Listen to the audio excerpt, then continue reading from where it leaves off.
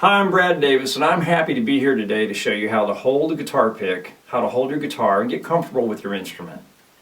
The first thing I want to show you is how to hold your guitar pick. Holding the pick is an important thing.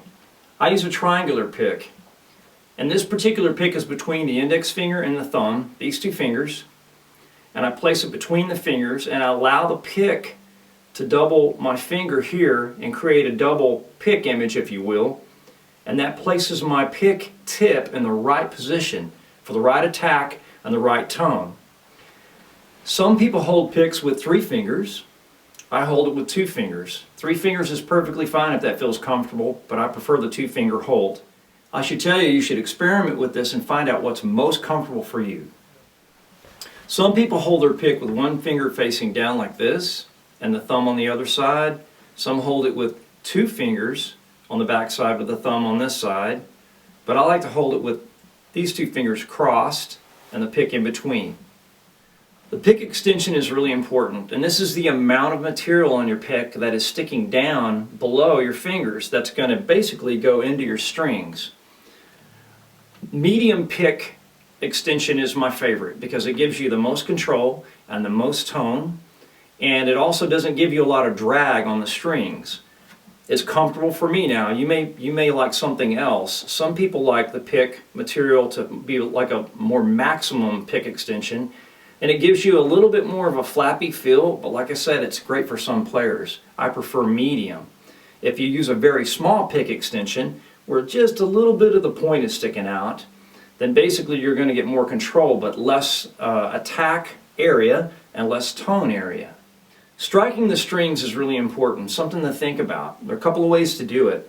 The strings are parallel this way with each other and they're horizontal, and so I could take this flat pick and lay it flat on the strings, and I could hit the strings flat, and I do at times for different effects. I would hit the strings probably like this, flat, or I could take the pick and I could angle the pick, which I would take my hand and turn it up like this, and I would gain an angled position on the strings, which would give me a little bit warmer tone as opposed to flat and perpendicular or parallel with the strings. So a couple of ways that you could play, and a lot of times I'll use both depending on the song and the kind of attack that I'm after. Right hand position on top is really important. From the bottom of the fretboard to the bridge, we've got several things we could do here. We've got a real harsh tone back here, we've got a sweet tone here, and then we've got a real mellow tone here. These are great spots to hit for different reasons and different purposes, but my most preferred spot is right at the back of the sound hole, which is a sweet spot. It's almost like a volume knob or a tone knob, if you will. You get more volume back here for me as a player, and when I move up I get less volume but a sweeter tone or a more mellow tone. And back here, then I get my optimal sweet tone that I really like. And I get control from the tension. So a couple of different things to think about. If you're back here, it's more of a sharp tone. If you're here, it sounds pretty sweet. If you're here, it's more mellow. And this is perfectly fine for playing like nice sweet tone like air. Back here you get a lot more of a brittle. You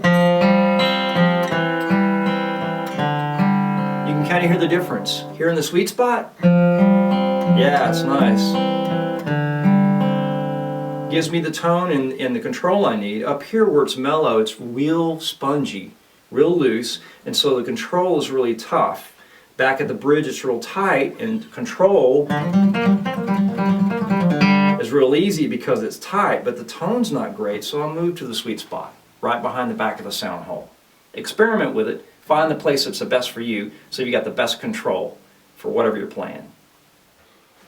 The right hand position is really important in terms of where your hand is to the top. There's a couple ways to hold your hand. We've got a floating position that allows your hand to float over the strings, giving you the ability to grab whatever string you want to grab, but not with a lot of stability. The other way is to post on the bridge with the palm of your hand here. And if you post on the bridge, it gives you great stability but very limited reach and very limited volume and tone. The other way to post is to take these two fingers or a combination of these three fingers here and post hard on the top, not moving your hand at all, which gives you a lot of stability, but once again creates a little bit of a challenge on getting some of your notes and reaching everything that you'd like to reach. The way I like to do it is to have a posting mechanism here and lightly touching the top so that we're gliding the hand on the top. So it looks like I'm posting, lightly posting, and I'm gliding the hand on the top, so I'm able to reach everything I need to reach, but I've also got my posting mechanism here. And you can experiment. You may want to use all three fingers. You may want to raise that finger up like I'm raising it up, and raise that one up, and just use the pinky. Everybody's different. Everybody has a way that their right hand's going to feel the most comfortable, and you can play your very best if your right hand is in that spot of comfort, and you can feel very confident when you're in that comfort zone. So experiment with it and find out which is going to work best for you. Post on the bridge, to float, to hard post with these fingers, or to glide with your posting fingers as I'm doing here. Okay, striking the string is really important, and to get the best volume and the best tone, you need to strike the string and push through the string. And a lot of times people will not push through the string to get the tone that they want. Or like that. This is a floating stroke where I'm pushing through, and this is a rest stroke where I'm pushing through. I'm going all the way down, so when I'm playing here I'm pushing through. Even on my upstrokes I'm coming up with good force. Pushing through the string to get the best volume and the best tone. Striking the strings is really important, and so to get the best tone and the best volume, you want to be able to strike the string and push through the string when you're playing your downstroke, and bring the upstroke as well through the string. You don't want to come off of the string away like this. You want to push through that string so you've got a good tone. So you got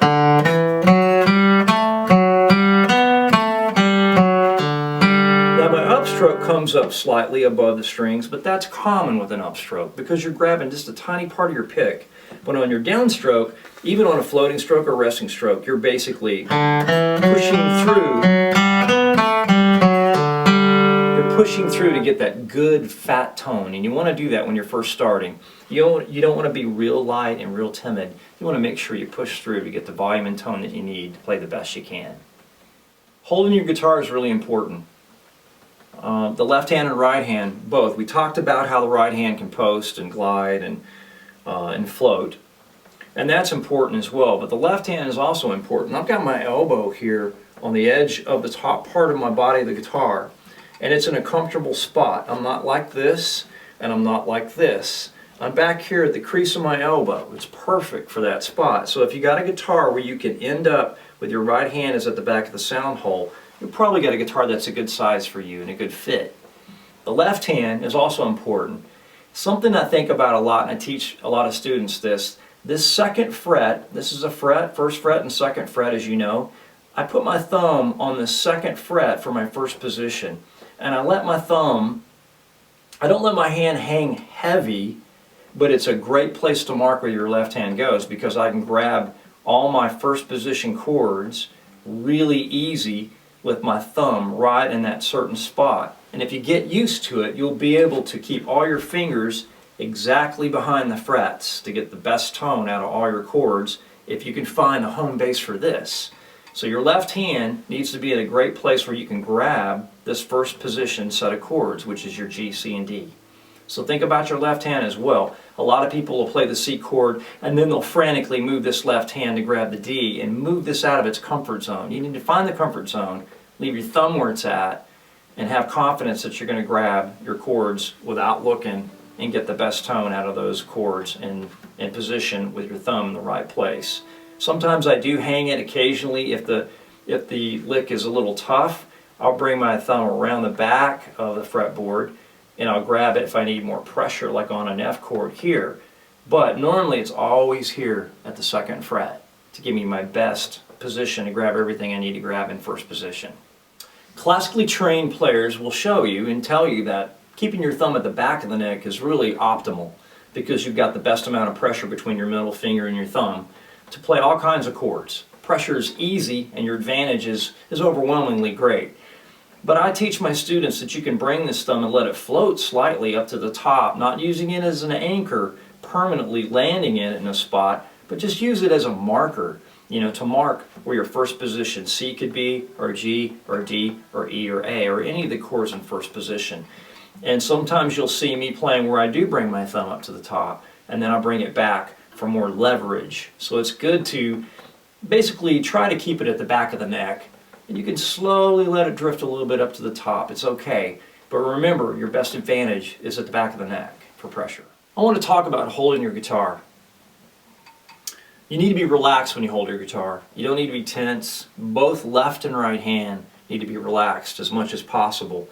You don't need to hold it tight or too loose. You need to hold it with good posture, and you need to have your head up, your back up, to where you're looking at your dots here or your markers on top of your fretboard and not leaning over like this. I know when you're first starting out, you're going to want to look at what you're doing, but it's a great habit to lean up and watch the top of your hand and not the front of the fretboard. It's going to give you a great posture and a great balance on your guitar and a great reach, and you'll get comfortable with that, and you'll get better and better at playing because you'll have that comfortable feeling with your left and right hand and your posture, and your guitar will feel like an easy instrument to play.